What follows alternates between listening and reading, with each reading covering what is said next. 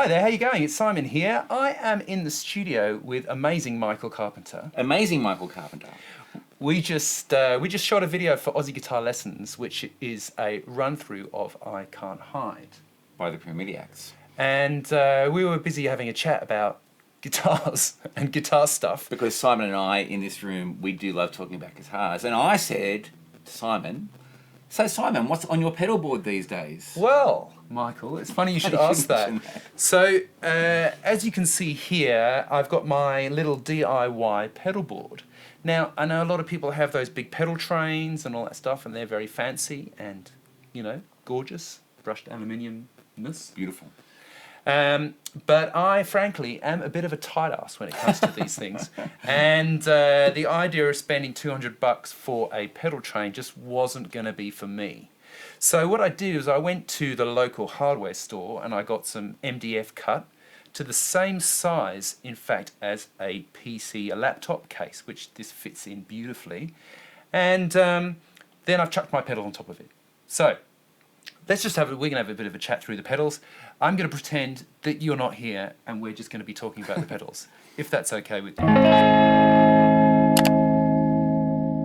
Let's kick it off. So we were just talking about, first up, about the tiny wah. Tiny wah-wah pedal, which makes perfect sense, especially on a small board, but just in general. I've always thought that wah-wah pedals would take up half of people's boards. Just annoying.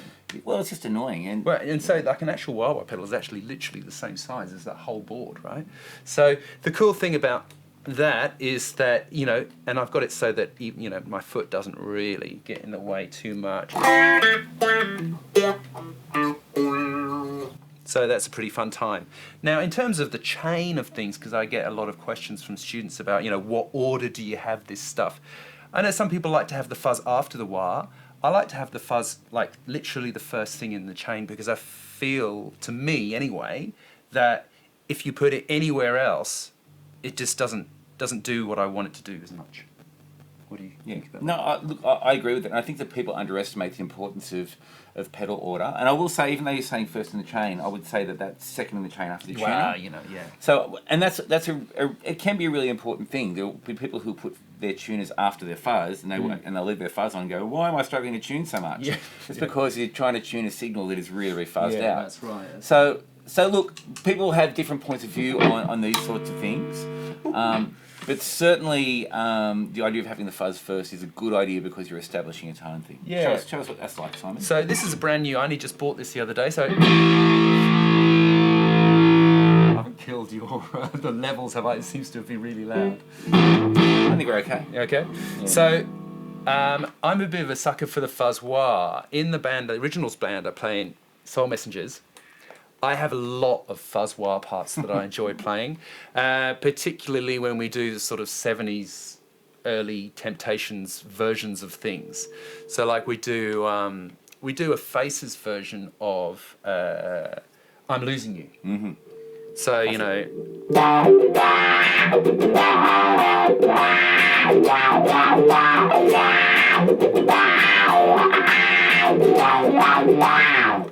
Now. It sounds pretty good in the room, folks. It's pretty good. So, I am a big fan. Now, Simon, I have a question for you. Where in the chain have you got your wah-wah pedal? Directly after the fuzz. Excellent. Excellent. Is that the right answer? I don't know whether there is a right answer in that situation. The wah-wah pedal is a really interesting one. I tend to, when I have had wah-wah pedals on the board, and I'm not much of a shredder, I'm more of a rhythm guy. But when I have had wah-wah pedals on the board, I mainly have them at the end of the board, but purely out of functionality because you've got to just run a cable to it and stuff like that. Sure. But on a board like this, it actually makes really good sense. So, there's the fuzz is a Keeley Fuzz Bender. I mean, what's cool about this actual thing? I mean, that's a pretty extreme sort of sound. But the thing I really, really like about it is that you've got this bias.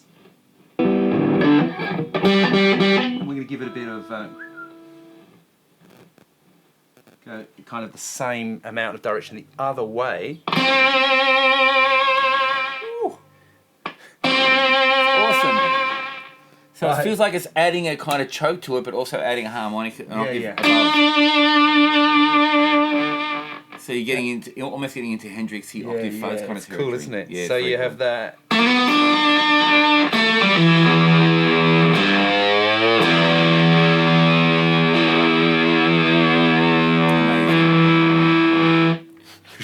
Now, when we started talking, Simon and I started talking about this board, the very first thing he said, I said, "So what have you got on your board?" And he said, proudly, "Well, I've got 4 levels of drive." And first of all, I do want to talk about what the individual drives are, but I want to talk about why are the 4 levels of drive important.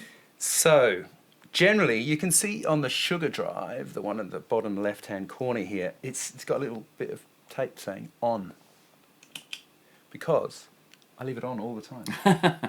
So, you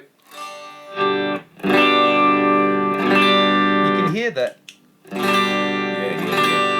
It just pushes the amp just a bit more. Now, today I'm using a Fender Blues Junior, but when I do gigs I use my Fender Deluxe, and it's sort of dimed in to just be right for that. So when I've got that amp at sort of 2.5 or 3, which is really, really loud, I never understand the whole, I've got to have a 50 watt, 100 watt amp situation. But for me, that is just gives a little bit of extra magic sauce. So you can still hear it's pretty clean. So it's kind of like a default, I need my amp to do just a little bit more than what it's doing pedal. And then what's next? Yeah, so the other overdrives I have, I've got this 2 pedal overdrive. So this is a cool thing because you've got this, and you can have them individual. Yeah. So you can hear that one is just a bit more driven than the other, but you can also have them on at the same time, of course.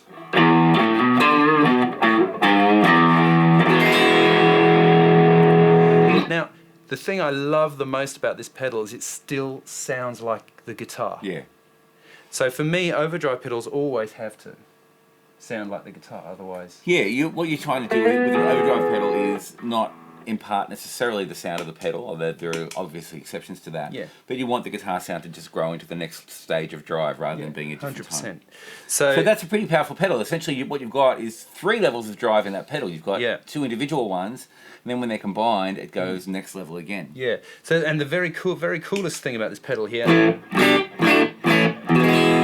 that's kind of the little drive, but it's got this clever little button knob thing called clean. So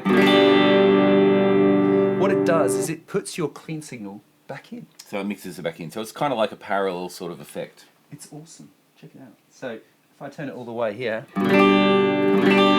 that's clean. And then you kind of pull it all the way back and it just takes all of the clean out. So it's a mixed control between your original signal and the effective signal, which is amazing. It's one of those things in here in the studio that we do quite regularly where we might have a guitar player who's got a really driven amp, and I'll record a DI signal, essentially the same sort of thing, cool.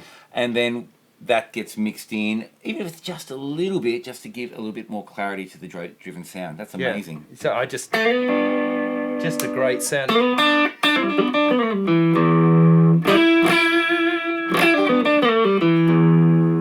Right.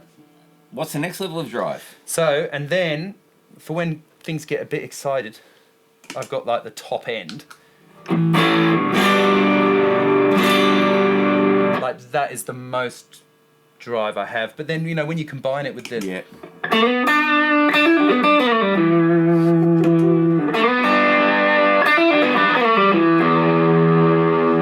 Now, there's something for what it's like to be listening in the room. One of the things I love about what you just did then is scaling through the drives, that it maintains the integrity of the guitar tone, but you can just feel excitement and sustain and a flattening out of the sound in the way that we want our drives to do. Yeah. But it's not sucking the tone out of the signal. And just that last combination that you had was just beautiful. Everything. There was this nice harmonic thing that was coming just out of there.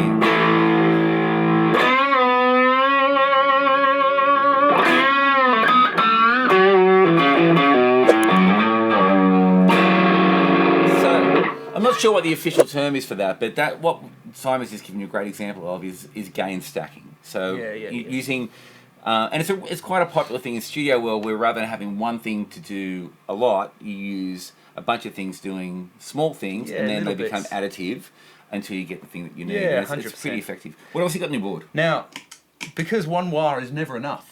Did you know that? Auto filter? It's an auto filter come wire. on. So Let's get serious. Makes my mouth go like this. I know.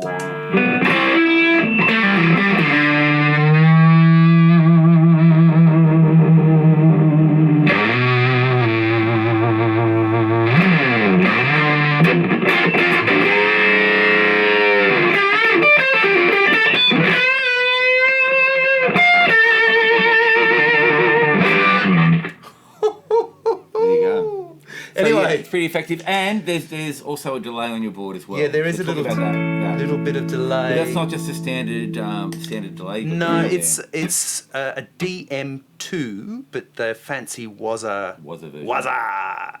I like the Wazza. So I use this generally set like this. You can see the dials are set, you know, kind of towards each other.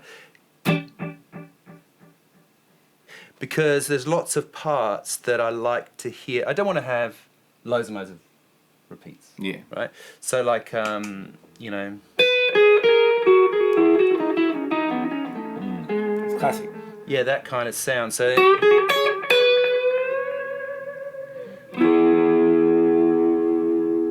Yeah, there's that kind of sound. Amazing. I'm a big fan of that. That's a very good pedal board. Yeah, I'm pretty happy with it. It's good. It's pretty. It takes a while. It's like this iteration 17,400. Yeah, I think that I'm in the same boat. I will talk you through the pedal board that I'm using for today's session, and it is guitar into amp. But maybe we'll do another edition where I can talk through my pedal board. And my pedal board is simple and complex at the same time. Because like Simon, I've been through the big pedalboard thing, and then the tiny pedalboard thing, and then simulators, and then replacing the simulators with a real model, and everything in between. And what I've settled on now, because I'm playing in a lot of different environments, where sometimes I'm just a rhythm guitar guy, sometimes I'm the lead guitar guy, sometimes in the studio I need to dial things up, is what I've found is the most flexible version of that. But certainly that was a really great overview of what you're doing for your purposes. Yeah, it's good. It's really good. I'm really happy with everything. It works pretty well. I've changed a few things out recently, particularly the fuzz. I used to use a Black Cat fuzz overdrive, which is what we were talking about before, which is how we started talking about this. And I love the sound that comes out of that thing. It's a 2-pedal fuzz, right? So it's got an overdrive thing, which is great for, if I ever played in an AC/DC covers band, it would be the perfect kind of sound. It's like this kind of overdrive, and the other side of it is a fuzz. But it's like every time I went to go and do a gig, it was never at the right level. It was either like 10% too quiet or 10% too loud, and I could literally never get it right. So when I saw this, the fact that the dials were so ginormous, I was like, oh, I'm going to be able to dial that in now. But so there you go. Anyway, thanks for watching. I hope this has fueled your gear addiction syndrome. And please do subscribe, click the button. If you have any comments on any of this stuff, or you want any more info, just get in touch with me via the comments. Really appreciate you being here. If you'd like to support the channel and my gear addiction, you can go to www.patreon.com/Simon Morell. This has been Michael Carpenter. If you want to check him out, just Google him. He's literally all over the internet. I'm everywhere. And we'll see you next time. Thanks so much. See ya. Bye. We should do this as a show.